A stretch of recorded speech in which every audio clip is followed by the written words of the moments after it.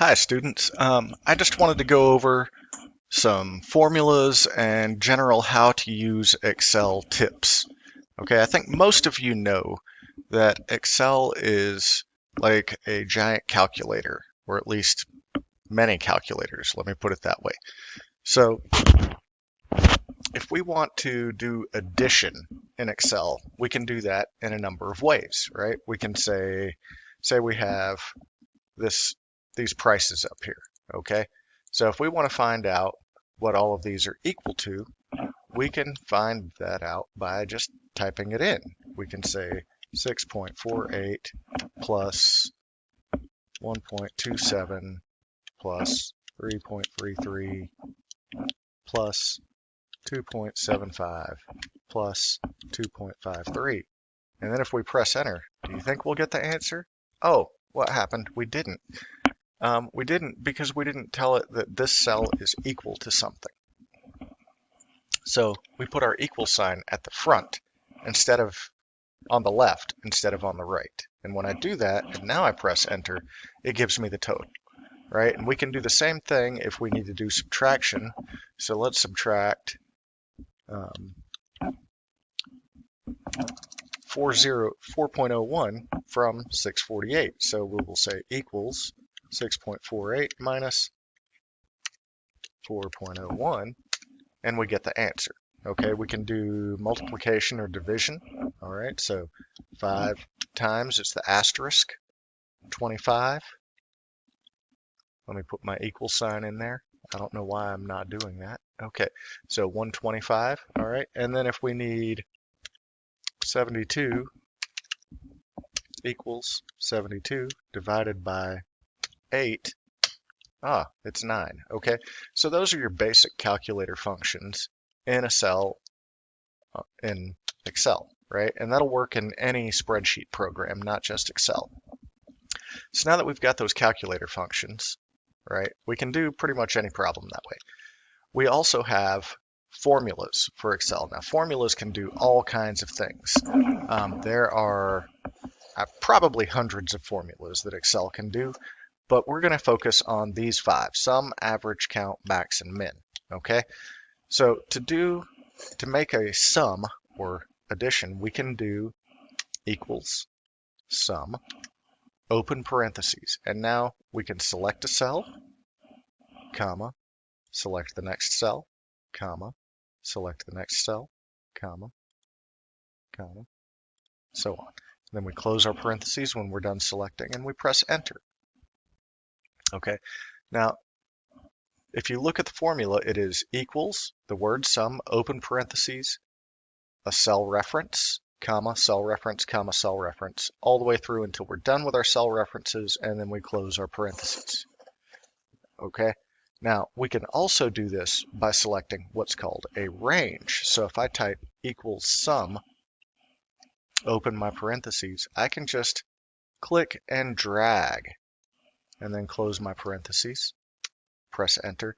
Now if I look at this formula, it's equals sum C3 colon C7. So this is C3, this is C7, and if we look at our formula, this colon means everything between C3 and C7, okay? So that's 2 ways you could do that. And it also works if you select more. You can select across columns, you can select anything. I'm going to delete this after I do it, but I can do all of those numbers and press enter, and it gets that too, okay? Now, the other way you can find a sum is by clicking up here on what's called the AutoSum button, okay? And when we press it, it selects the range of cells it thinks we want to add up. And if it's correct, then we just press enter, okay? So AutoSum, press enter. Now, we can copy this formula across by hovering on the little square in the bottom right corner of our selected cell and drag it over. And what that does is it repeats the like formula. So this one is saying get the E column.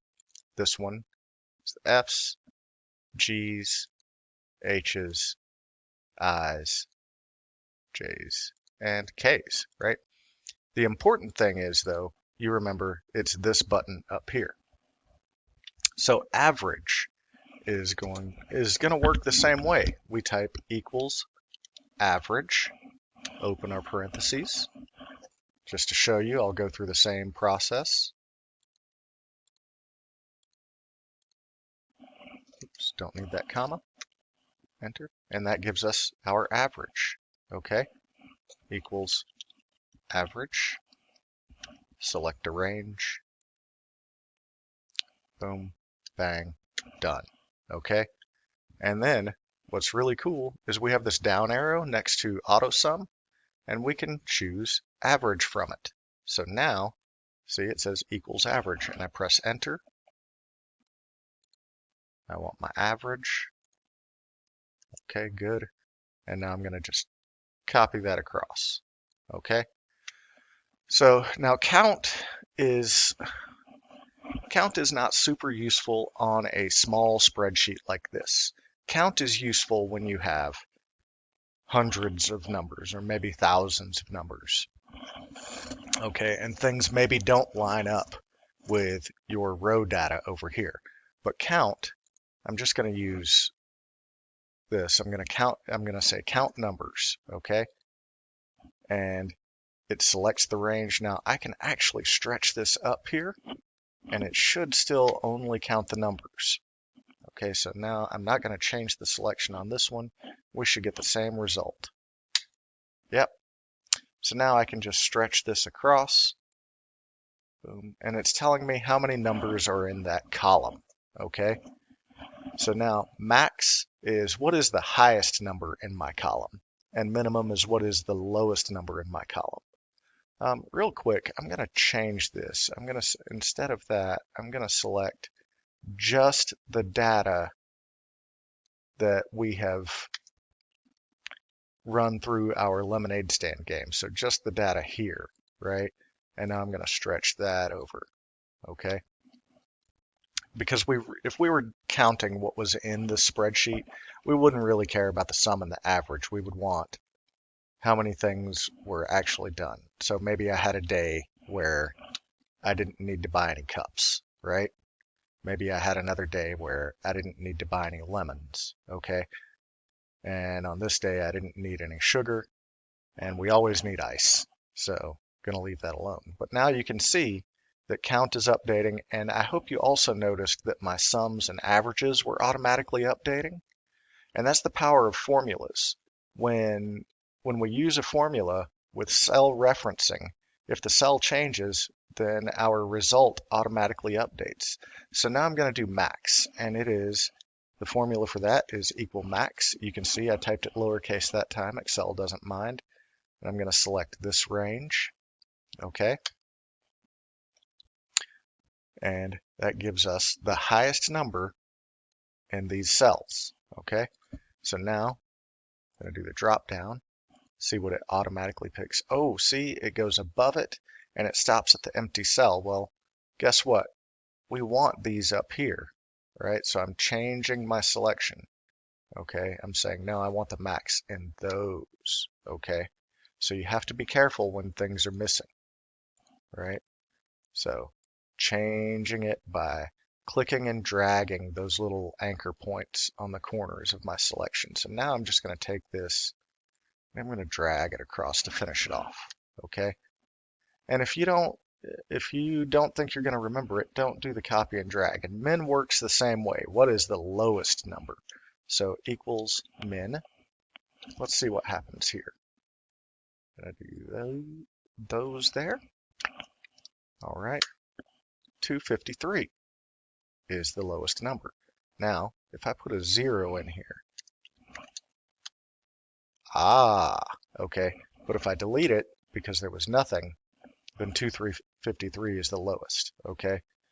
So that's how that will work, all right? And see, when I put that 0 in here, my count updates to 5. If I take it away, my count goes down to 4, all right? So now you've seen how to do min equals min, and then we select our range. It's also available in our AutoSum, and I'll show you that in just a second.